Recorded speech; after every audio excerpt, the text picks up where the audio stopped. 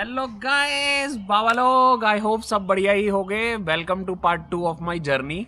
Part 1 में आपको समझ में ही आ गया होगा कि मैं एक एवरेज स्टूडेंट था और आ गया भाई अमेरिका। मैंने इतना कुछ ज़्यादा नहीं सोचा था कि कंस्ट्रक्शन मैनेजमेंट मैंने जो फील्ड ली थी कि उसमें कितना स्कोप है, नहीं है, मेरी नौकरी लगेगी नहीं लगेगी। आयुषी इधर थी, मेरे को हौसला था और अपन आ गए बैग उठा के। तो आपने पार्ट 1 से थोड़ी तो आपको यार शांति मिली होगी कि ऐसा नहीं है भाई, अपने अपने करियर में आप सब बढ़िया अच्छी जगह पे हो और इधर आने का प्लान कर रहे हो। This is a good time. अगर आप नॉट दिस ईयर 2027 में आ रहे हो, मतलब आप 2029 में ग्रेजुएट हो गए, तब तक एडमिनिस्ट्रेशन भी चेंज हो गया होगा। तो अभी जो ऐसा फसड़ चल रहा है अमेरिका में, शायद वो नहीं रहेगा। मैं दावे के साथ नहीं बोल सकता, बट शायद इतना फसड़ नहीं रहेगा H1B का। और H1B का बात की बात है, जैसे मैंने पार्ट 1 में बताया था ना स्टेम का, तो स्टेम, एक व्यूअर ने मेरे को करेक्ट भी किया था, stem stands for science, technology, engineering and mathematics. तो इसमें अगर आपका कोर्स ले रहे हो, आप कोई भी मास्टर्स करने के लिए आ रहे हो या बैचलर्स करने के लिए आ रहे हो, तो उसमें ये रहता है कि आपको 1 साल का OPT मिलता है, ऑप्शनल प्रैक्टिकल ट्रेनिंग, और 2 साल का मिलता है CPT, करिकुलर प्रैक्टिकल ट्रेनिंग। तो 3 साल आप आराम से जॉब कर सकते हो। और इन 3 साल के पीरियड में जो एम्प्लॉयर रहता है उसको आपके बिहाफ पे H1B फाइल करना रहता है। तो H1B के भी 3 अटेम्प्ट रहते हैं, हर साल आप एक एप्लीकेशन फाइल कर सकते हो। तो ये है पूरा सिस्टम स्टेम का। क्यों मैं आपको बोल रहा था कि स्टेम में आना चाहिए। अगर आप स्टेम के बगैर आ रहे हो तो आपको डिग्री करके ही इंडिया वापस जाना पड़ेगा। ये एक मेन डिफरेंस रहता है स्टेम कोर्स का। तो हाँ, पार्ट 1 में आपने इंडिया की तो जर्नी देख ली। अब पार्ट 2 में भाई मैं निकला दिल्ली से मेरी वॉशिंगटन DC फ्लाइट थी। जो फिल्मों में देख रहा था मैं DC, वो अब मैं खुद पर्सनली जाने वाला था भाई। तो मैं कतई एक्साइटेड था, बट मेरी बहुत टूटी फूटी इंग्लिश थी। तो मान लो मेरी ये फ्लाइट में सीट है, इसके बगल वाला और इसके इधर बगल वाला दोनों इंडियन थे, ग्रीन कार्ड होल्डर, और दोनों को फर्रम फर्रा इंग्लिश आ रही भाई। तो वो मेरे से बात चालू करे इंग्लिश में, hey how are you, where are you going, which university, this and that. और मैं भाई टूटी फूटी इंग्लिश में बोल रहा कि UNC Charlotte, my girlfriend there, I going there. तो भाई मैं कैसे आया हूँ, मैं आपको रियलिटी इसलिए बता रहा हूँ क्योंकि आपको भी कॉन्फिडेंस बूस्ट हो यार कि भाई ये चला गया तो मैं तो आ ही जाऊँगा। तो ऐसे करके मैं आया DC में। आयुषी ने मेरे को पिकअप कर लिया, तो मैं 3 हफ्ते के करीब आयुषी के इधर रहा था DC।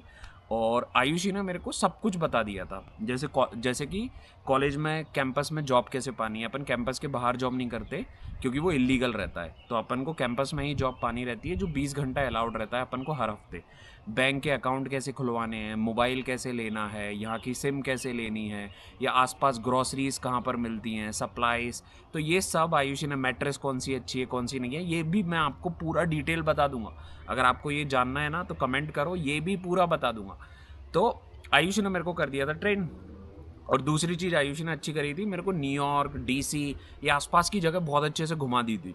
तो वो भी एक अच्छा मेरे को एक्सपोजर मिल गया था अमेरिका का आते से ही। तो ये एक दूसरी बहुत अच्छी चीज़ हुई। अब मैं गया आयुषी के इधर से 3-4 हफ्ते रह के मेरे इधर शार्लेट का कॉलेज जो था। तो मेरी 22 अगस्त से ही ओरिएंटेशन, और उसके 5-6 दिन पहले ही पहुंचा था मैं। तो जिस दिन मैं पहुंचा था उस दिन मैं मेरे सीनियर से मिला। मैं किसी भी उसका रीजन नहीं बताऊंगा जिन जिन लोगों से मैं मिला। तो मेरे सीनियर ने ये बोला कि अरे यार तू तो बहुत लेट हो गया, अब तो तेरे को नौकरी नहीं मिलेगी। मैंने कहा ठीक है चलो वो देखेंगे। तो उस दिन मेरे एक अलग रूममेट था सेंथिल करके, वो मेरे को ग्रॉसरीज वगैरह लेकर बोला कि मैं चल तेरे को लेकर चलता हूँ। तो उसके पास गाड़ी थी, वो जॉब करता था। तो मैंने कहा ठीक है यार, thank you so much Senthil. तो ये मेरा सीनियर भी आ गया मेरे साथ। तो भाई इसने अपना खुद का काम किया, मेरा कुछ भी हेल्प नहीं किया। और उस दिन मेरे को लर्निंग ऐसा मिलती है ना आपको हर इंसान से। तो ये बंदा मेरा सीनियर कमेंट करता है कि today I invested 2.5 hours of my life on you. और मैं ऐसा कि भाई पूछा किसने, भाई तू क्यों ही आया, मैंने तो ना तेरे को बोला कि तू आ, तू मेरी मदद कर, मेरे को सब पता था। और तब मेरे को लगा कि छोटी छोटी चीज़ों में भी इंसान गिराने लगता है भाई अमेरिका में। मतलब मेरे हिसाब से इंडियन की मदद करनी चाहिए, बट ऐसे गिनाना नहीं चाहिए किसी को। बट उसने ही सेम कमेंट किया था कि मेरे को नौकरी नहीं मिलेगी। भाई 3-4 दिन ओरिएंटेशन के पहले मैं पूरे कैंपस घूमा लेबर जॉब्स के लिए, चाहे वो एडमिनिस्ट्रेटिव हो, चाहे वो फूड कोर्ट वाली हो, चाहे कैंटीन वाली हो। सब जगह घूमा, सब जगह के मैनेजरों से मिलना पड़ता है अपन को और उनको अपनी दुखदाई कहानी बतानी पड़ती है। तो मैं चालू हो जाता था, एक पूरी स्क्रिप्ट थी वो, आपको guide to international students coming to US, वो एक बना रहा हूँ, उसमें पूरा बताऊंगा मैं। तो वो हर जगह मैंने किया। एक एक मैनेजर कैंटीन से, जो पूरी कॉलेज की कैंपस की कैंटीन होती है, तो हमारा कॉलेज था 900 एकड़ का, उसमें थे 2 कैंटीन। तो एक कैंटीन से मेरे को ऑफ़र लेटर मिल गया, फिर एक चिक-फिल-ए से मेरे को ऑफ़र लेटर मिल गया था, एक और आई थिंक सबवे था या ऐसा कुछ और था, उधर से मेरे को ऑफ़र लेटर मिल गए थे 3-4 दिन में।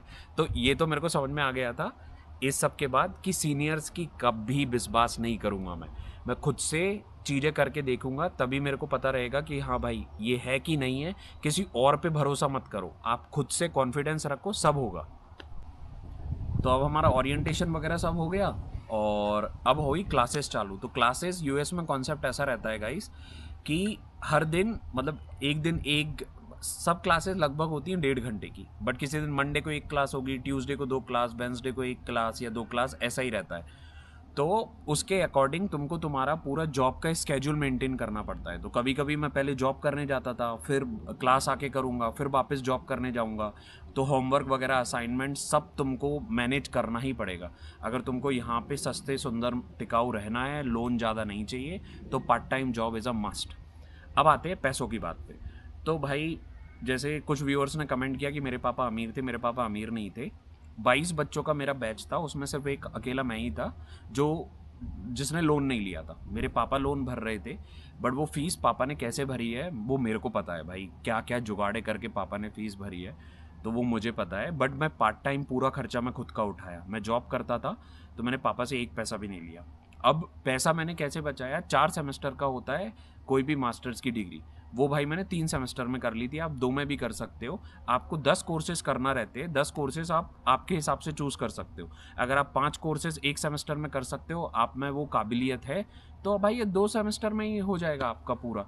तो हर सेमेस्टर की यार $11,000 फीस थी मेरे टाइम पे। तो मेरे को ऐसा था कि 11,000 एक सेमेस्टर का बच गया, वो बहुत बड़ा वो हेल्प हो जाएगा मेरे पापा को।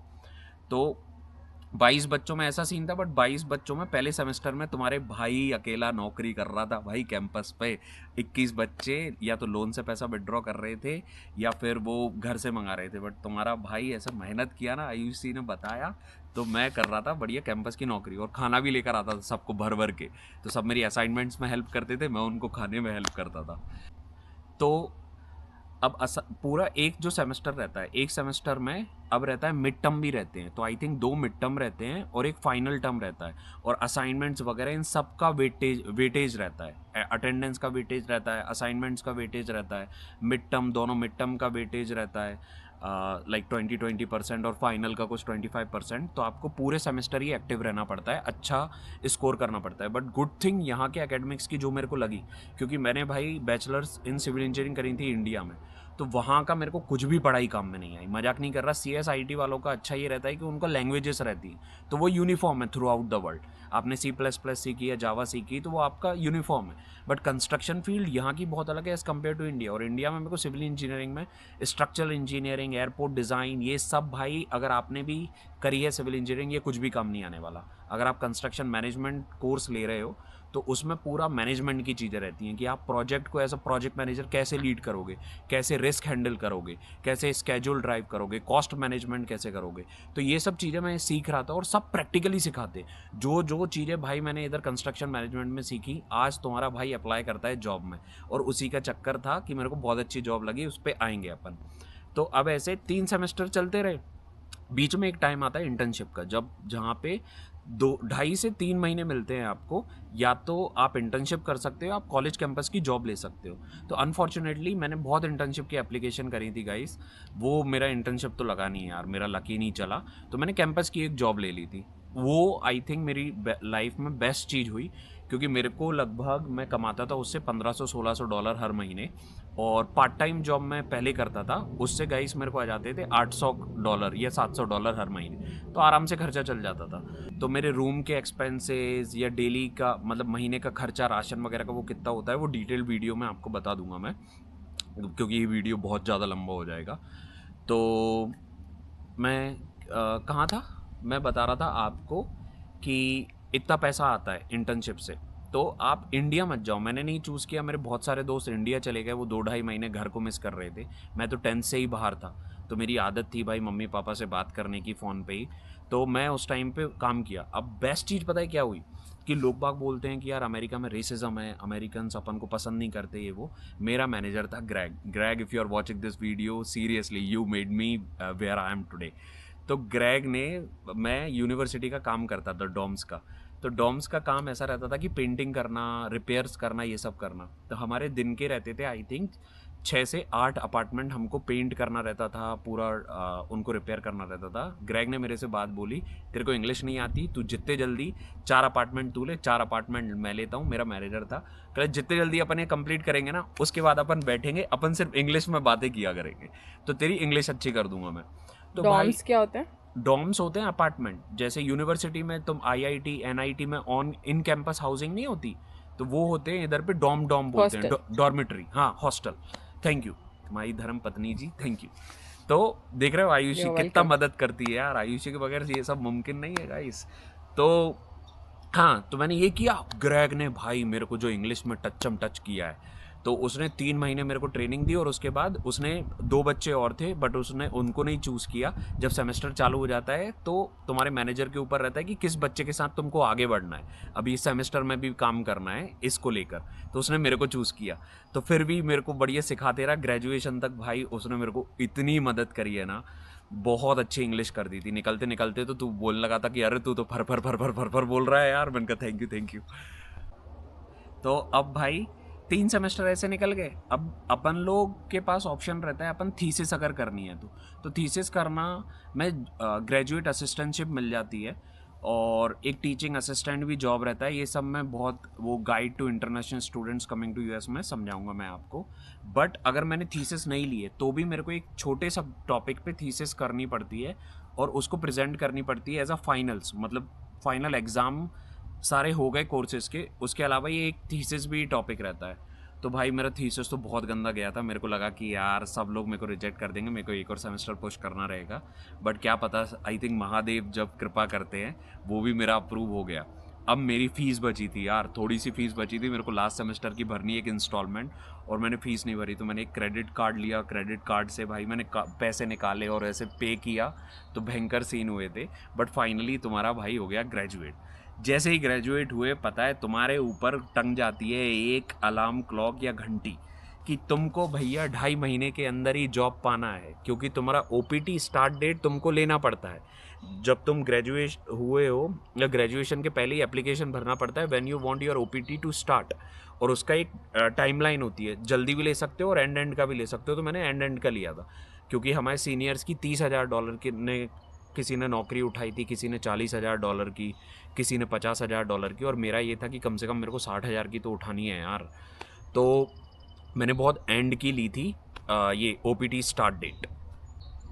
अब आता है एप्लीकेशंस का टाइम, तो आप 24 घंटे एप्लीकेशन में घुस जाते हो। कवर लेटर और रेज्यूमे आपका परफेक्ट होना चाहिए जब आप एप्लीकेशन करना चालू किए। तो मैंने लगभग 1,000-1,200 कंपनियों में अप्लाई किया था। फाइनली, मैं पूरी स्टोरी नहीं बताऊंगा, but finally I ended up with Colliers international. Colliers is a very big company, it is in 72 countries, और वहाँ पे मैं ओनर्स रैप का मेरे को रोल मिला था, जहाँ पे मैंने पूरे project start to end handle किए हैं। उसके बाद मैं जब कॉलियर्स में काम कर रहा था तब मैंने एक और डिग्री करी, वो थी मास्टर्स इन प्रोजेक्ट मैनेजमेंट। तो मैं डुअल मास्टर्स होल्डर हूँ, जो कि मैंने कभी नहीं सोचा था भाई। बैचलर्स में लोग बाग बोलते थे एनएफटी लेकर जाएगा बंदा, ये नॉट फिट फॉर टेक्निकल, ऐसा कुछ रहता है कि आप 7 साल में भी आपकी डिग्री नहीं कंप्लीट कर पाते, ऐसा एचओडी और मेरे टीचर्स बोलते थे, शर्त लगाते थे भाई कि ये नहीं होगा। बट आज देखो, सब महादेव की कृपा, आशीर्वाद, मेरी मेहनत, आयुषी का साथ, मेरी फैमिली का साथ, आज मैं यूएस में बैठ के आप लोगों को ये ज्ञान दे रहा हूँ। तो सब लाइफ में मुमकिन है, आप बस आप पे भरोसा रखो। जिस स्टेज पे आप हो वो भी भाई पास होगा, चाहे वो आप अभी टेंशन में हो, चाहे आप आगे का फ्यूचर का सोच रहे हो, everything will work out. Just believe in your self, God will make it happen. और गाइस, पार्ट 1 को जितना प्यार दिया है, पार्ट 2 को भी प्यार दो, आसपास अपने दोस्तों के साथ भी शेयर करो। और तीसरा इसका पार्ट जो है, जो मैं बना रहा हूँ, वीडियो आपको मेंशन करी, वो भी बहुत जल्द आएगा। आपका ऐसा ही प्यार देते रहो, मैं ऐसे ही वीडियोस बनाते रहूँगा। तो आखिर में बस मैं यही बोलूँगा, अपने भाई को प्यार दो, सब्सक्राइब बटन को दाब दो और शेयर करो ना। शेयर क्यों नहीं किया अभी तक? जाओ जाओ, सबसे शेयर करो। अकेले अकेले इतना ज्ञान खुद के लिए नहीं रखो, सब बाकियों को भी बताओ कि अरे तू टेंशन ले रहा है, सत्यम भैया ने, बाबा ने वीडियो डाली है, तू टेंशन मत ले, अपन सब जाएंगे अमेरिका। ठीक है, चलो मिलते हैं अगले में।